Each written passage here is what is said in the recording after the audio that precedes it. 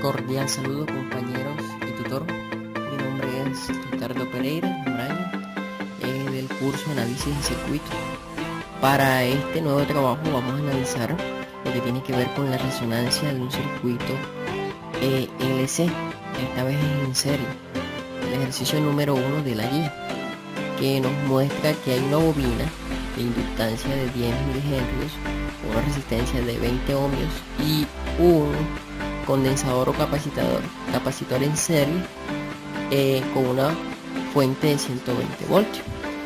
Nos piden hallar primero que todo la capacitancia de dicho capacitor a una resonancia de 15.000 kHz, la corriente que atraviesa la bobina, la frecuencia de resonancia, y el factor de calidad del circuito.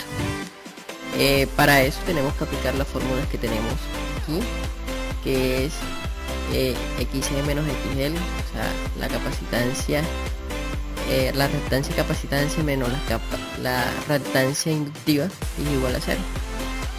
Hacemos la igualación y hacemos el despeje de C.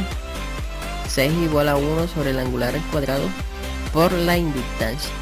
Si aplicamos o reemplazamos, vemos que nos da 1.25 por 10 a la menos 8, lo que es igual a 11.25 nanofarados. También lo podemos aplicar por la fórmula de resonancia, que la resonancia es igual a 1 sobre 2pi por la raíz de L por C, y nos da igual. Ya encontrando la corriente a través de la bobina en magnitud a la frecuencia, encontramos que el voltaje es igual a la raíz de la resistencia al cuadrado más la capacitancia, el valor de la capacitancia y menos el valor de la inductancia, de la reactancia menos la reactancia inductiva al cuadrado.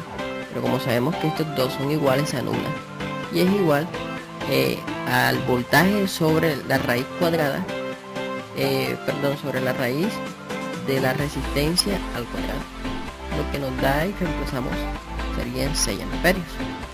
Ya aplicando la fórmula de Q, que es 2pi por la frecuencia por la inductancia sobre R, nos da un valor de 47.12 de factor de calidad.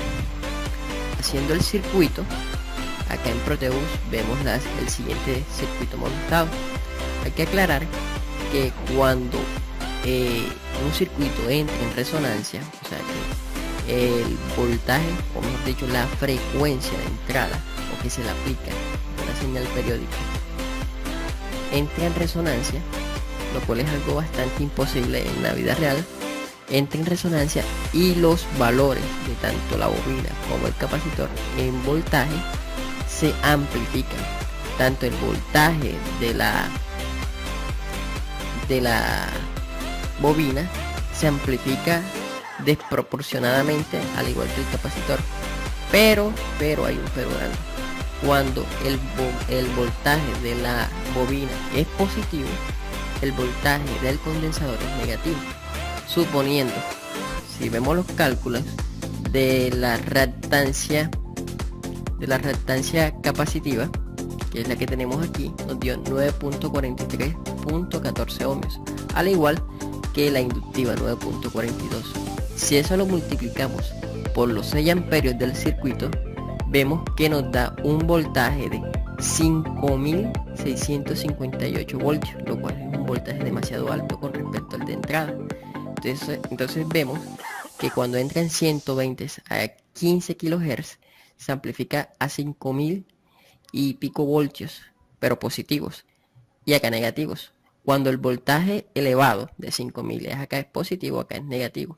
En pocas palabras, cuando la bobina está cargada, el condensador la descarga. Cuando el condensador está cargado, la bobina la descarga, así sucesivamente.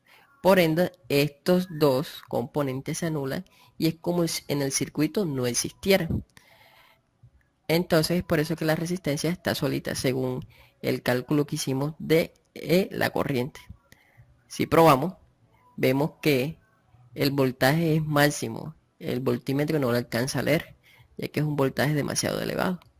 Pero probémoslo bajándole la tensión. Es así, mire, estaban en 60 voltios y todavía no lo alcanzaba a leer.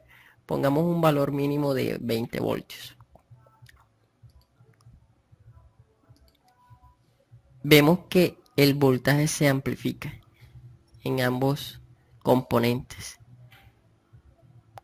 Entraron 20 voltios y salen amplificados 393 voltios. Como les digo, un voltaje es positivo y el otro es negativo. Cuando en uno es negativo y en el otro es positivo, se anulan y el circuito no se da cuenta de eso.